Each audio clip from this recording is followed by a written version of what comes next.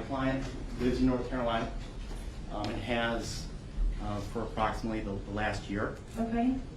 Before that, he was a longtime resident of Broward County, South Florida. He worked for the Broward Sheriff's Office for decades as a school resource officer. I don't believe there can be any dispute as to that. My client has no criminal history. My client is not a risk to the community.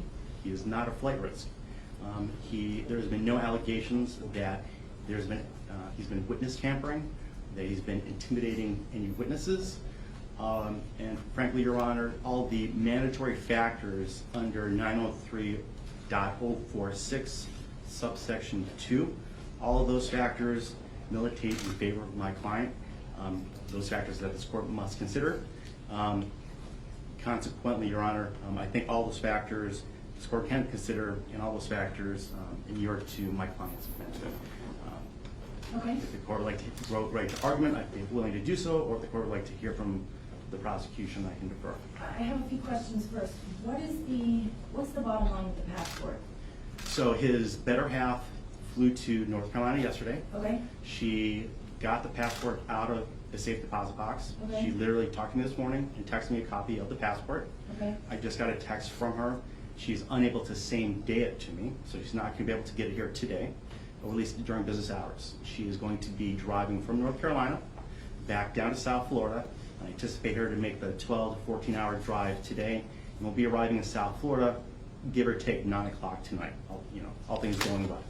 And at that time, hopefully I'll be able to obtain the passport from her, and then it'll be in my custody, care, and control. Okay. So I understand your arguments under the statute, but you're asking this court to remove the pretrial release level 2 of the monitor, as well as find some medium ground on the passport issue. Correct, Your Honor. I believe it's more than reasonable for this court to give my client 48 hours, just in case, to provide the passport and surrender it to the clerk of the court. I don't believe that is unreasonable under the circumstances. And as to the level 2 monitor, I believe as this court is aware, given my client's residence out of state, a level 2 monitor with an ankle bracelet with a GPS monitor is not feasible. Submit that under the circumstances, the standard pretrial conditions for my client, and it should be treated like any other criminal defendant standing before the court, would be appropriate, and then just allow my client to call in. However, my client has always returned to South Florida in respect to the civil cases pending before Judge Henning and for the other civil cases that are pending, I believe, in federal district court for the Southern District of Florida. Consequently, my client, I anticipate, will have to return in respect to those cases in the near future. And when that happens, I'd be more than happy to have my client check in personally with pretrial services at that time. And I think that would be more than sufficient to ensure this court's any concern that this court has about my client's ability to stand before this court when appropriate. Okay. So your motion seems to suggest you're asking me to delete more than just the passport requirement and the GPS requirement. Is that all you're asking me to do? Well, Your Honor, I would ask that the court release my client ROR and vacate all the special conditions. However, if this court is unable or unwilling to do that, in the alternative, I would ask for the reduction in the bond amount, and at a minimum, the special condition found at special condition 2, I believe. Give me a second. No, special condition 1. That special condition 1 be stricken, and that the standard pretrial conditions would call and be put in its place.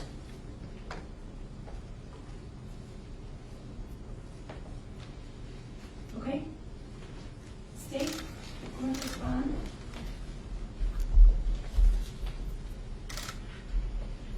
Good morning, Your Honor. Good morning. A couple days ago, Judge Siegel signed the arrest warrant, and he based that upon the 34-page probable cause affidavit that was presented to him by the Florida Department of Law Enforcement. After reading the probable cause affidavit, Judge Siegel, the chief administrative criminal judge, set the bond. The state didn't have any suggestions for the bond. Judge Siegel went through after reading that.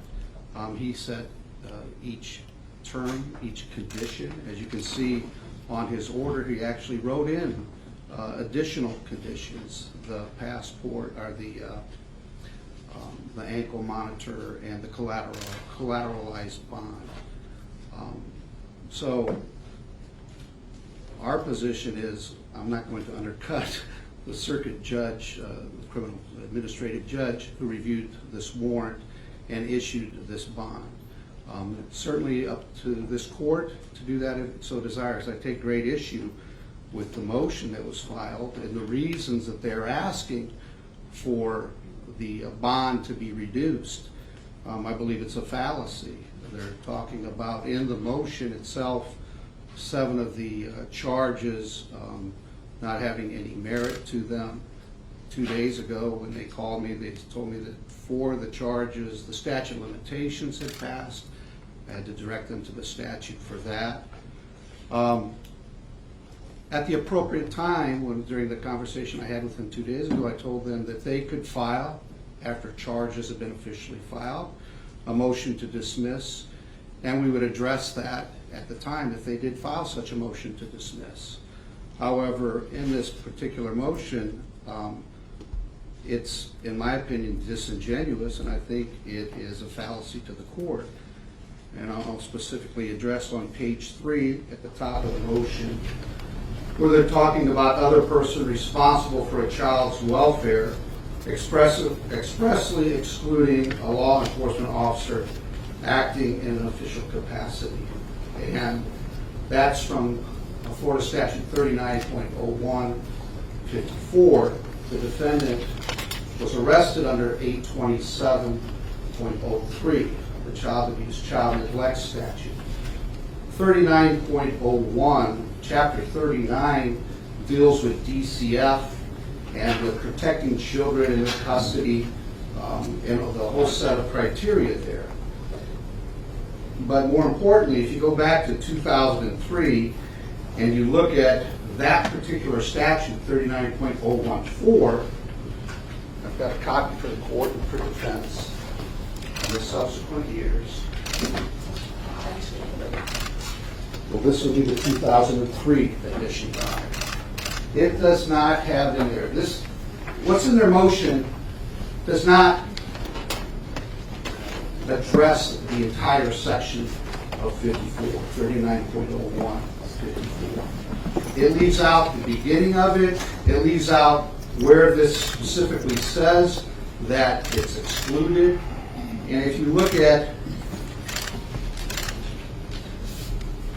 it specifically says, other person responsible for a child's welfare includes the child's legal guardian or foster parent, an employee of any school, public or private child daycare center, residential home, institution, facility, or agency, a law enforcement officer employed in any facility, service, or program for children that is operated or contracted by the Department of Justice, or any other person legally responsible for the child's welfare in a residential setting, and also includes an adult sitter or relative entrusted with the child's care.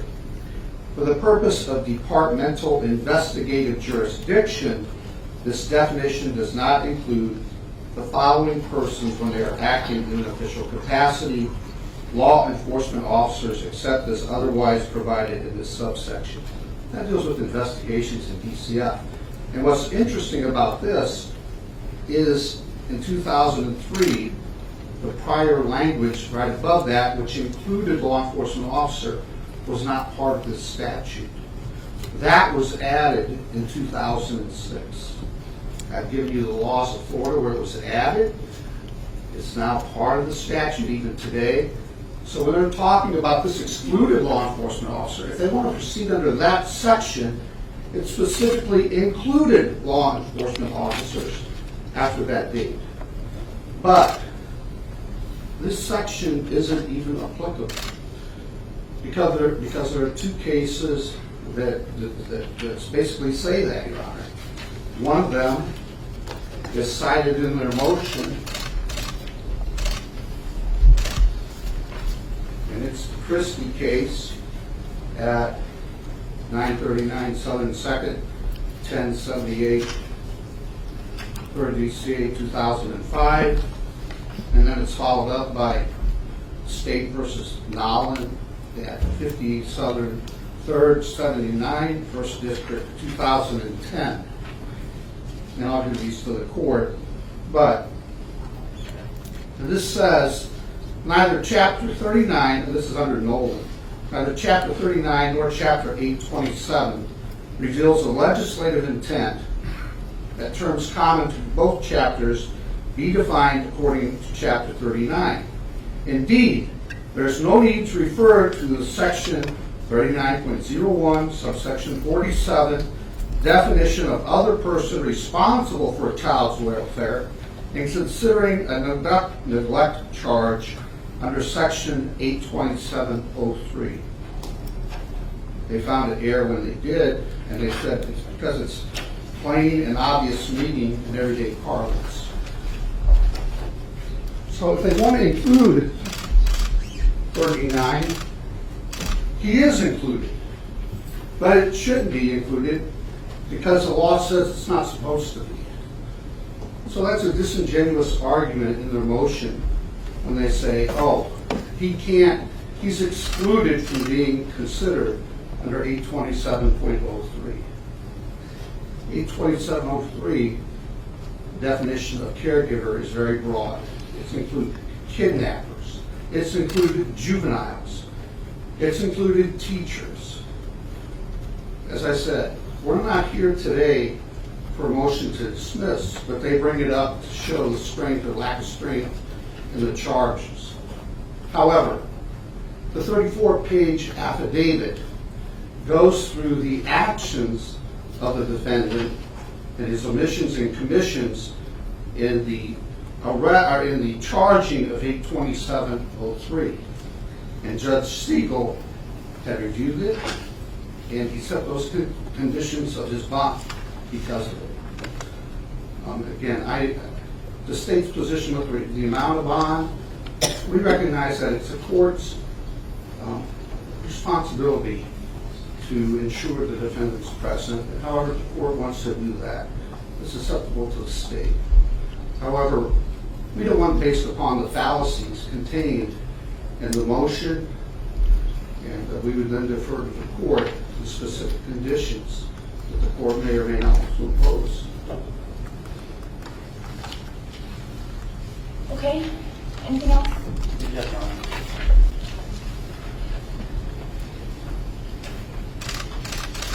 Counsel for the government has presented no argument that my client is a flavorist or a dangerous community. Indeed, in the 16 months since these events that took place, he's been out free at his liberty, and the government did not seek to take him into custody shortly thereafter the events. In this case, given that he lives out of state, the level 2 monitor with GPS would tantamount to no bond.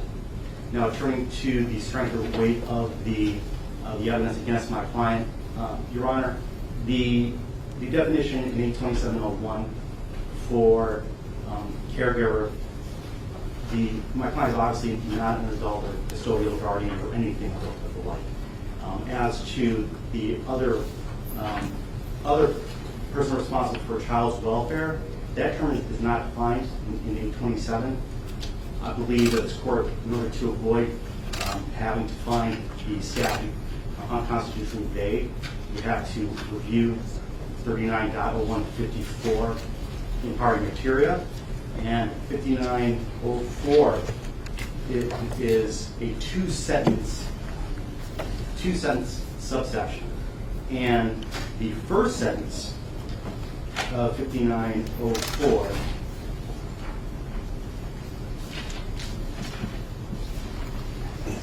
defines the term other person responsible for a child's welfare, and it has a list of clauses in there. My client doesn't fit any of the statutory definitions in the first sentence under subsection 54. After going into the second sentence, and this is why I made this argument, assuming for sake of argument that somehow my client would fit into any of the independent clauses in subsection 54, The second sentence goes on to limit the first sentence and exclusively carves out law enforcement officers. Now, to me, for purposes of a investigative jurisdiction, to me that means when a law enforcement officer is doing his job investigating a crime, which I believe, if we no dispute, that being on the scene of a crime, that's what a law enforcement officer does. So giving the government the benefit of the doubt as to the applicability of the first sentence of Section 54, there's still the express statutory carve-out. So given that statutory construction of 827.01 and 39.0154 being read in pari materia, which would relieve the court of having to engage in any type of constitutional inquiry and save the statute for constitutional affirmity, the court can consider that when determining the strength of the government's evidence against my client in light of the proposed charges against my client. So that being said, Your Honor, I believe for all the reasons I just stated and I stated in my opening, combined with the arguments set forth in my moving papers, my client should be ROR'd and all the conditions vacated. But I think the alternative, the bond amount should be greatly reduced and the level 2 condition, along with GPS monitor, special condition 1, should be vacated in total. And my client be allowed to do a standard pretrial report and call in from North Carolina and personally appear when he's in South Florida. Okay. Before the court stands an accused with, as far as I can tell, no prior criminal convictions, the defendant has attended all related court appearance, or he's appeared in court on related cases each time he was asked to do so. He has been living in this community, meaning Broward County. He lived in this community for a long time and now has moved to North Carolina. My job is to determine a reasonable bond under all the circumstances, a reasonable bond and one that can protect the community and ensure the defendant's presence in court. And I believe the following bond will do all of those things. I'm going to reduce counts 1 through 7 to $5,000. Count 8, 9, 10, and 11 will remain at $1,000 as previously set. I am going to modify the condition of pretrial release so that the defendant is not required to be monitored under house arrest with a GPS monitor, but he's going to be on standard pretrial release. I'm also going to require that within 48 hours of his release from custody, the bondsman surrender the passport to the clerk of the circuit court. I am going to order that the defendant not be employed as a special condition, that he not be employed in any way with any minors. And as far as the special conditions go, that's it. Is there anything else that we need to address today on either side? Are you eliminating the other conditions that Judge Siegel had? Would that be a requirement? None of the requirement of, I think that was the firearms.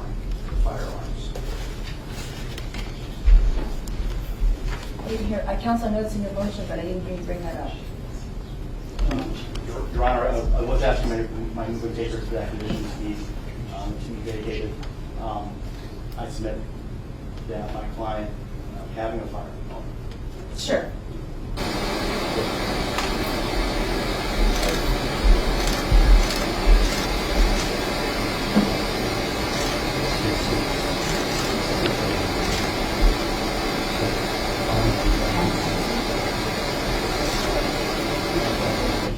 Your Honor, we have no condition. We're not going to test that such condition. So all of the other conditions as previously ordered remain in effect. And we'll go ahead and prepare an order, and if both sides could take a look at it before you leave so that you can make sure everything is addressed properly. Anything else for today? Yes, Your Honor. I was having a hard time reading the number on count 11. It looks like 1,500, but maybe 1,000? I did see that. Let me,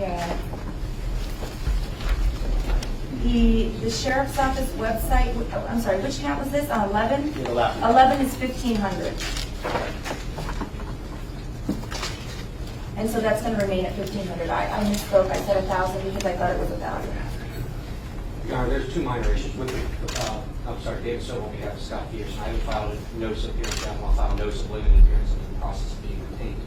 With regards to the fully collateralization of the bond, we have a bondsman present, Mr. Durkee from AC, which only bail bonds, who is prepared, if Your Honor wants to take his testimony. Property has been pledged that's worth $330,000. He's free and clear of any liens. We'll have all that paperwork over to the state later today and to your chambers if you want to address that now on the record, or if you want to do that in chambers later. I know Mr. Durkee, he's been before the court and testified before. I'm comfortable with that as long as, State, are you asking that I take testimony from the bondsman as far as the collateralization? No, Your Honor. Okay, and if you all have some type of agreed order on the collateralization, you can present it in chambers and I will sign off on it. Well, something over here on this afternoon. Okay. There's a second minor issue, and it's something that is happening at the jail. Mr. Peterson wears glasses. His glasses have been taken away from him for the past 3 days. As anyone who knows who wears glasses would figure, without them, it causes significant issues. I prepared a short order just saying the jail is provided with his glasses. This way you can see. You Read mean legal papers. when you bond out? Well, until he bonds out, it's going to be a period of time, because you do have to get all the paperwork over. This is not something that's going to happen probably today. I can recommend it, but there's a case right out of this division that deals with the judge ordering the sheriff's office to provide glasses. But I'd be happy to recommend it. And Judge, I'm just going to approach the order. What they do with the orders. Sure.